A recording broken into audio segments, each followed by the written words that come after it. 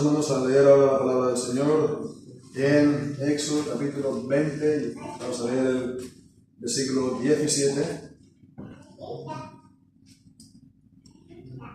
Dice así, por la palabra del Señor: no codiciarás la casa de tu prójimo, no codiciarás la mujer de tu prójimo, ni su siervo, ni su criado, ni su criada, ni su buey, ni su asno, ni cosa alguna de tu prójimo. Amén.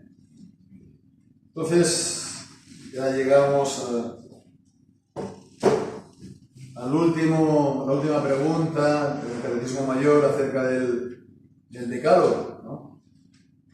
Ya es en este estudio, en esta meditación, ya damos por concluido el estudio del decálogo. No sé cuántos meses nos ha podido tomar, pero creo que bastantes meses, ¿no? También lo hemos intercalado con otros estudios. Por ejemplo, hemos estado haciendo Daniel, ¿no?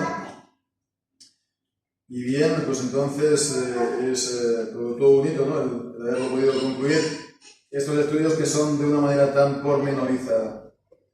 Ya la semana anterior estuvimos viendo los deberes, ¿no? Como estamos diciendo, siempre se está enseñando en cuanto a la voluntad de Dios, a la ley. Siempre se está enseñando de una manera doble, primeramente en cuanto al deber y después también en cuanto a los pecados, ¿no? Que tanto se ordenan como también se prohíben en cada mandamiento. Entonces es verlo lo mismo que la anterior vez, pero de manera, digamos, negativa, ¿no? Es decir, es exactamente lo mismo que lo que estuvimos viendo, pero, digamos, su contrario. Entonces, esto es para que, bueno, no solamente se pueda ver las cosas de manera completa, ¿no? Que también es así, ¿no? Es ver la ley de Dios de una manera comprensiva, de una manera exhaustiva, ¿no? Tanto en un sentido como en otro. Pero también vemos el equilibrio, ¿no? De esta manera de enseñar, ¿no? Porque si no fuera así, a lo mejor alguien por tendencia personal, quiero decir, al enseñar la ley, pues iba a estar solamente con la denuncia, con la denuncia del pecado, ¿no? Con un mensaje solamente, podemos decir, negativo. Mientras que a lo mejor otros, por carácter o por lo que sea, pues tal vez se pueden solamente estar centrando con el principio positivo, y entonces es una predicación que sí, que nos informa, que sí que nos da las cosas, a lo mejor las ideas claras, ¿no? En cuanto a lo que la Biblia enseña de cómo se tienen que hacer las cosas, pero que tampoco molesta, o que tampoco incomoda, o que tampoco, pues, digamos, nos cuestiona en nuestra vida. Entonces, hay el riesgo, ciertamente, de que uno se centre por su propia manera de ser, o por otras cuestiones, tanto en uno como en el otro. Entonces, es bueno esta manera de verlo, sistemática, en la profesión, en este caso el catecismo, porque de esta manera es equilibrado, ¿no? A la vez que es completo, es equilibrado, y es bueno también para nosotros como creyentes y la Iglesia un tal equilibrio, ¿verdad? Entonces, al dar el sentido, digamos, negativo del mandamiento, al estar señalando los pecados que este mismo mandamiento entonces está prohibiendo, esto también tiene una gran utilidad para nosotros como creyentes, porque eso nos sirve a nosotros ¿para qué? Para identificar peligros, o a lo mejor podría ser situaciones en las que nos encontramos. En todo caso, vemos, ¿no? Para identificar, ¿no? Para identificar estos posibles o más que posibles pecados, ¿no? En nuestra vida. ¿Y eso para qué? ¿Eso con qué fin? Para que si no estamos en ello, para que estemos alerta. Y para que si por el contrario estamos en ellos, pues para que nos arrepintamos de los mismos, ¿no? Y que entonces lo tratemos de erradicar y lo tratemos entonces de suprimir en nuestra vida. ¿Y qué mejor manera de hacerlo? Pues haciendo exactamente lo contrario, haciendo entonces el deber que se nos ha enseñado al principio, ¿no? Y eso pues hacerlo una obediencia por amor al Señor, ¿no? Y ese es entonces el arrepentimiento y la obediencia del creyente. Y es el arrepentimiento y la obediencia que agrada a Dios, ¿no? Y que prevalece ante Dios, se puede decir. Porque procede de un corazón en el que está la fe y el amor por el Señor. Y es entonces que debemos estar sensibles a la palabra de Dios en todo lo que nos enseña. Entonces, ¿cuáles serían, ya sin más preámbulos, los pecados prohibidos en este mandamiento, ya en el 10º mandamiento de, podemos decir así resumidamente, no codiciarás? No codiciarás, está después diciendo toda una serie de cláusulas, ¿no? De pequeñas frases, ¿no? La casa de tu prójimo, la mujer de tu prójimo, el criado, el siervo, la criada, etcétera, etcétera, ¿no? Ni cosa alguna de tu prójimo. Pero entonces, en resumido es no codiciarás. ¿Cuáles serían entonces los pecados que están prohibidos, que están señalados, que están denunciados en este mandamiento? Pues el primero de todos lo podemos expresar así: la falta de contentamiento, ¿no? La codicia, en el fondo, es una falta de contentamiento. Si el deber principal en cuanto a nuestra relación para con Dios, veíamos la última vez, es el contentamiento, la codicia es la falta de contentamiento. Cuando estamos deseando algo de los demás que nosotros no tenemos, o nos parece a nosotros que no tenemos, entonces es que nosotros no estamos contentos con aquello que tenemos, con aquello que hemos recibido, por lo tanto, de Dios. Y esto es un problema, evidentemente, personal para nosotros, ¿no? Esto es algo que no nos favorece para nada. Nuestro ser interior, nuestra alma, no va a estar tranquila, ¿no? Va a estar, vamos a decir, estresada, se puede decir. Vamos a decir, descontenta, bueno, por supuesto, porque estás con falta de contentamiento, no puede estar contenta, ¿no? No puede estar feliz tampoco, no puede estar satisfecha. Siempre uno está deseando lo que no tiene y uno de esa manera no para, ¿no? No para. Leía una cita, creo que era de Paul Washer, no sé, porque no sé si es en el Facebook o de los estados de WhatsApp, no lo sé. En todo caso, decía que si si eres, no sé cómo decía, si eres infiel a tu mujer por una mujer, entonces no vas a dejar de serlo, porque siempre vas a estar, es un pecado imparable, ¿no? Sí, es cierto, por supuesto, en cuanto al adulterio, desear a otra mujer, pero eso en realidad es así con todas las cosas, es también así con las posesiones, es también así también con el dinero, ¿no? Es así cualquier cosa que tome en nuestro corazón el lugar de Dios y al cual pues ejerza sobre nosotros o despierte en nosotros una pasión que nos controle, ¿no? Entonces, vemos, esto no nos hace a nosotros, para empezar, ningún bien. Nuestra alma no tiene paz. Nuestra alma no puede de esta manera disfrutar de lo mucho o lo poco que tengamos en la vida y estar agradecido. Pero el problema sobre todo y básicamente es un problema para con Dios.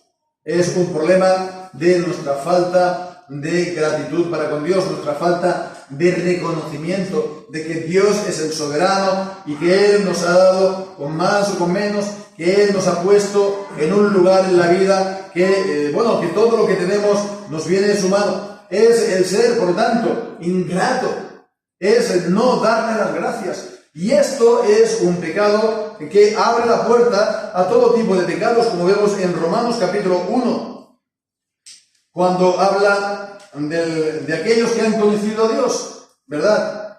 Por las obras de la creación, y en el versículo 21 dice, habiendo conocido a Dios, no lo glorificaron como a Dios ni le dieron las gracias. No le dieron las gracias, no tuvieron esta actitud de agradecimiento. Entonces, por lo tanto, se envanecieron en esa rebeldía suya y pues eso abrió la puerta a todo tipo de pecados, comenzando por el de la idolatría y la adoración de criaturas en lugar del Creador, y eso pues abre la puerta, como digo, a todo el torrente de pecados y de maldad que vemos aquí en el final del capítulo 1 de Romanos. La idolatría, que es el dar culto a la criatura en vez del Creador, el cual es bendito por los siglos eternamente, dice Pablo en Romanos 1. Y en el fondo, pues vemos, esto es también se puede decir, lo que hay detrás de la codicia. La codicia también es una forma de idolatría, en el que, pues bueno, ya ponemos pequeños ídolos, ¿no?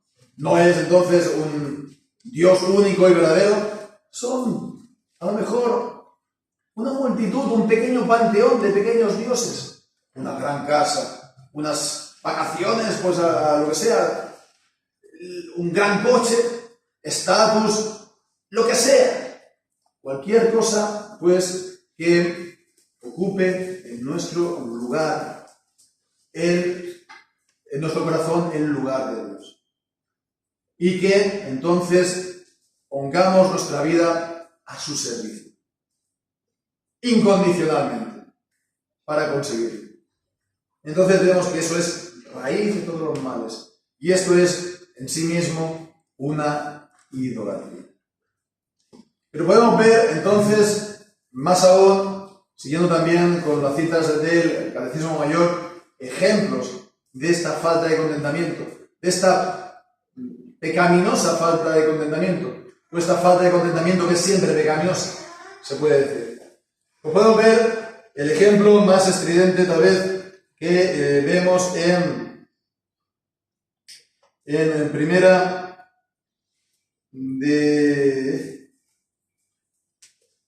de Reyes 21.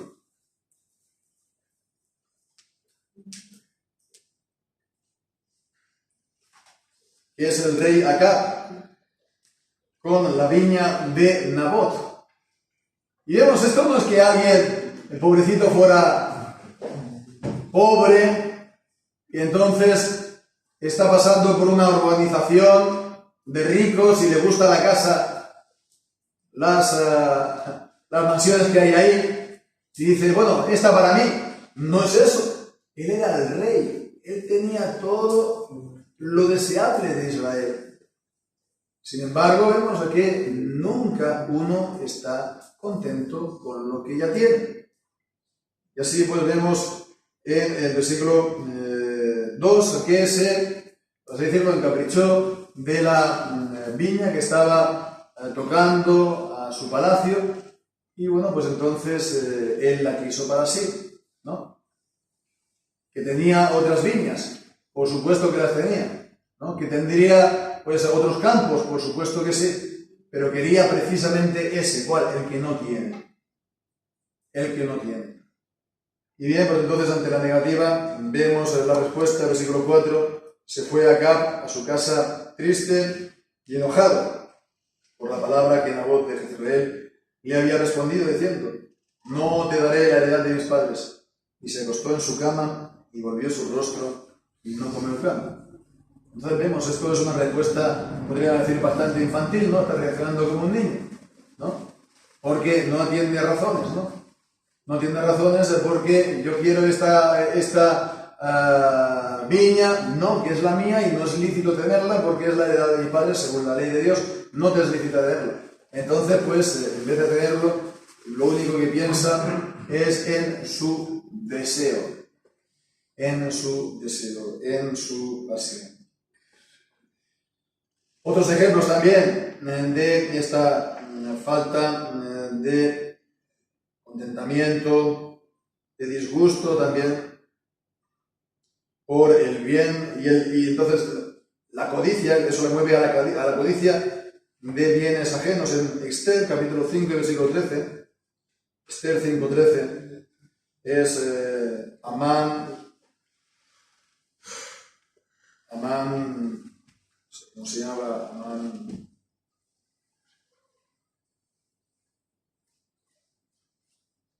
Bueno, el caso es que en el versículo 13 leemos que,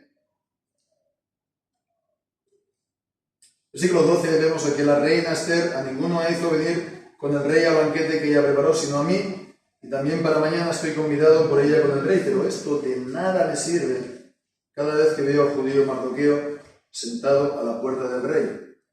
Bueno, sentado a la puerta del rey era un lugar de honor, era un lugar de distinción, ¿no? Es algo que también que conviene tener en cuenta. Y bien, pues entonces cada vez que Amán veía a Mardoqueo, al judío, que además él no lo honraba ni se levantaba o no le hacía ningún tipo de reverencia, pues entonces eso le consumía interiormente, ¿no? Porque es eso, ¿no? Ese contentamiento, o esa falta de contentamiento, mejor dicho, lo que le va a llevar siempre a uno es a estarse comparando con los demás y no estar así, pues nunca en paz y satisfecho con su propia vida. Primera de Corintios, capítulo 10, versículo 10. En el pasaje que nos dice que todos los juicios y disciplinas del Señor del Antiguo Testamento fueron escritos por causa nuestra. Y leemos allí, ni murmuréis, como también algunos de ellos murmuraron y perecieron por el destructor. Están haciendo referencia a la salida por Egipto, a la salida de Egipto y la travesía del desierto. Entonces nunca estuvieron ellos satisfechos, a pesar de que el Señor les daba el pan del cielo, hermana, a pesar de que el Señor les abría agua de la roca, a pesar de que habían visto la mano del Señor con prodigios y con milagros maravillosos, ¿no? El paso del Mar Rojo, y que sabían fehacientemente que Dios estaba con ellos. Ahí estaba el tabernáculo, que era señal visible de la misma presencia de Dios, la columna de fuego, la nube de día. Bueno, pues todo eso no les servía, querían más y más, y estaban siempre murmurando contra el Señor. Entonces, bueno, la cuestión es, alguien se podría decir, bueno, pero siempre se puede estar mejor. No es bueno desear estar mejor. Recordemos lo que habíamos dicho la última vez, ¿no? En 1 Corintios 7, ¿no? El esclavo dice, bueno, no te dé cuidado tu situación, ahora bien, si puedes ser libre, pues procúralo más. Entonces, bueno, siempre se puede mejorar, pero siempre en la voluntad del Señor. Y esta es la cláusula, ¿no? Esta es la cláusula. Que siempre se pueda estar mejor. Pues siempre, en lo abstracto, siempre se puede estar mejor, pero también siempre se puede estar peor, ¿no? El caso es estar contento con lo que Dios ha pensado para uno, y ha previsto y ha dado para uno, ¿no? Y estar de esta manera agradeciéndoselo y sirviéndolo, porque en el fondo, si no, lo que es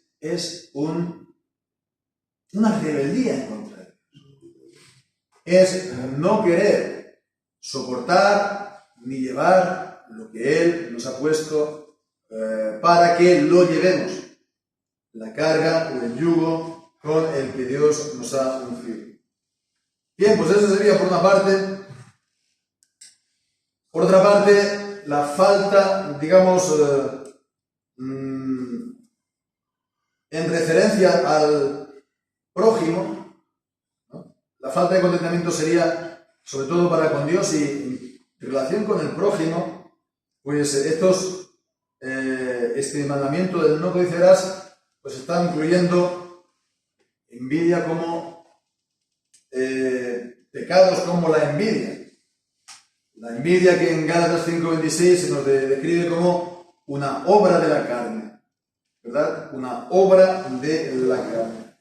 En Santiago capítulo 3 leemos los versículos 14 y 16. Santiago 3, 14 y 16.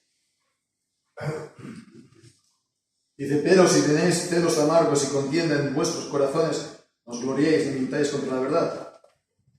Y versículo 16, porque donde hay envidia y contienda, allí hay perturbación y toda obra perversa. La envidia, vemos, es una obra de las tinieblas, obra de la carne, obra de las tinieblas. Realmente es algo perverso tener esta envidia, que es este estado de tristeza, ¿no? Al ver que los demás le van bien las cosas. Realmente es una cosa mala, ¿no? En la Biblia a veces se le llama a la envidia el ojo malo.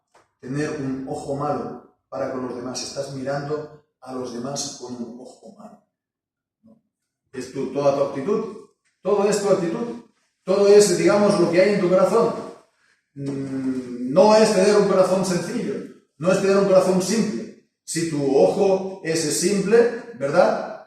Todo tu interior está lleno de luz. Pero si tu ojo es malo, y ves las cosas que son simples y son buenas como algo malo, que le vaya bien a los demás, lo ves como algo malo, pues entonces eso lo que va a hacer es traer tiniebla pura a tu alma. Entonces está esta envidia. Está también la tristeza o el disgusto por el bien de otro, que es sin duda también una explicación, ¿no?, de la palabra. Si buscamos la palabra envidia en el DRAE, por ejemplo, nos va a dar algo parecido a esto mismo. Tristeza o disgusto por el bien de otro. Pero vemos los textos que nos da aquí. Salmo 112, versículos 9 y 10. Salmo 112, versículos 9 y 10.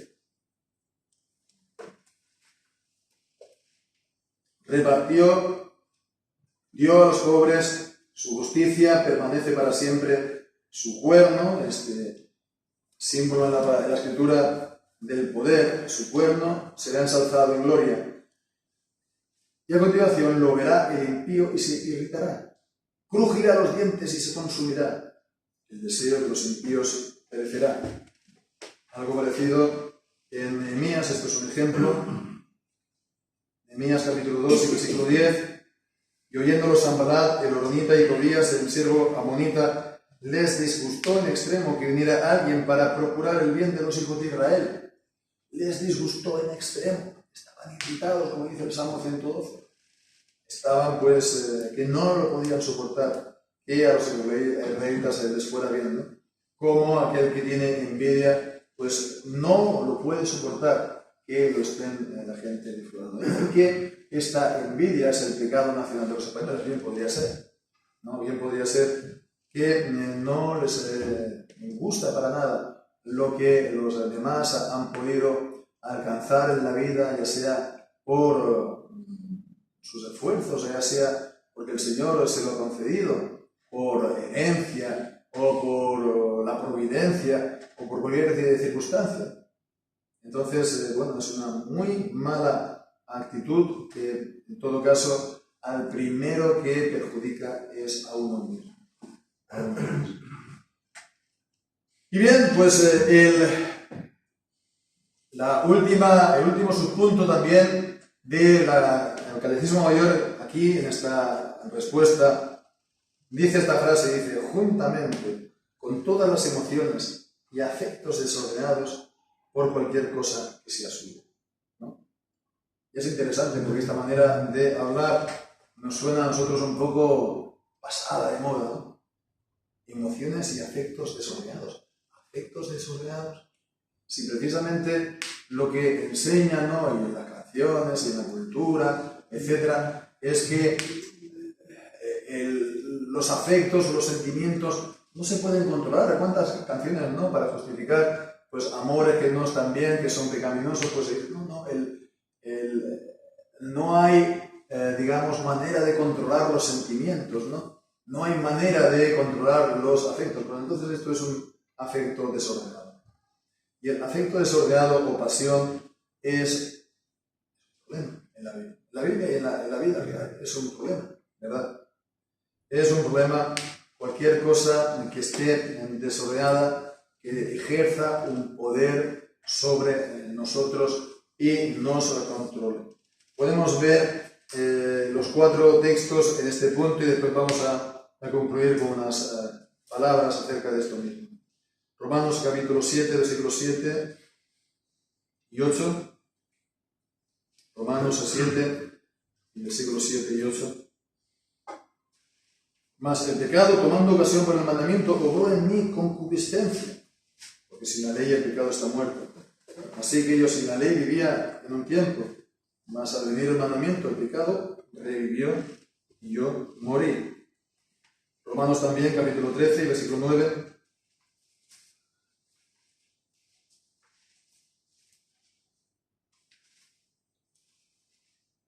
Porque no adulterarás, no matarás, no hurtarás, no dirás falso testimonio, no codiciarás. Y si hay algún otro mandamiento, en esta palabra se resume: amarás a tu prójimo como a ti mismo. Colosenses capítulo 3 y versículo 5.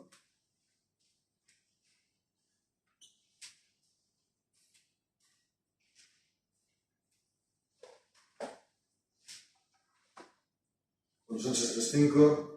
Haced morir pues vuestros miembros que están sobre la tierra: fornicación, inmundicia, pasiones, malos deseos y avaricia, que es idolatría, cosas por las cuales la ira de Dios viene sobre los hijos de desobediencia. Y Deuteronomio capítulo 5 y versículo 21, el mismo capítulo que el Decálogo, en Deuteronomio 5, 21.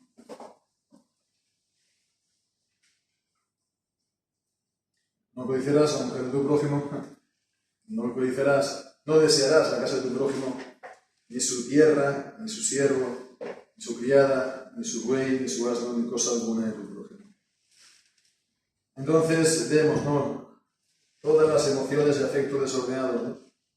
Ver el bien, las posesiones, el estado, la vida del prójimo o de los demás, y que eso despierte en nuestro interior, no sé, algo, nos mueva algo, nos dé, no sé, una sensación un poco, ¿no?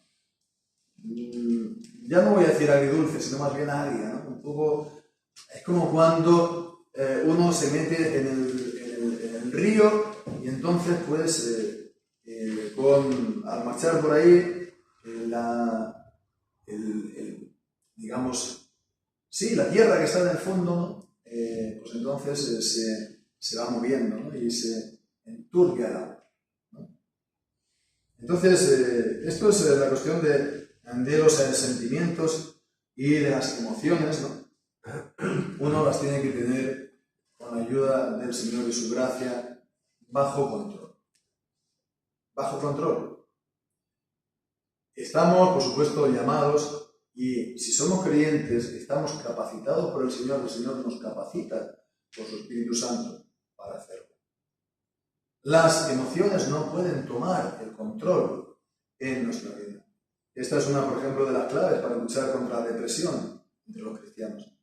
A lo mejor esto es difícil, pero no es imposible.